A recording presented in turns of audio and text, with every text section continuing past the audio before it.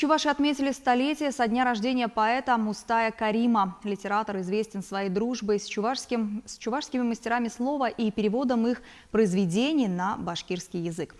На вечер памяти, который прошел в Чебоксарах, в Национальной библиотеке пришли поэты и писатели, а также поклонники творчества башкирского драматурга. Министр культуры по делам национальности и архивного дела республики Константин Яковлев отметил большой вклад Мустая Карима в развитие и укрепление литературных связей двух народов. На вечере звучали не только стихи башкирского литературного деятеля. Творческая интеллигенция Чувашии делилась воспоминаниями о встречах с Мустаем Каримом. Так свои истории, связанные с ним, рассказали собравшимся поэты Юрий Семендер, Раиса Сарби и Валерий Тургай.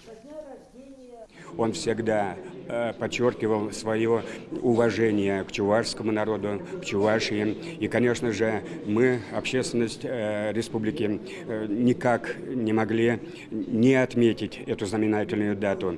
И я еще могу сказать с гордостью, что несколько лет тому назад мне удалось перевести на чувашский язык его стихи и издать отдельный сборник.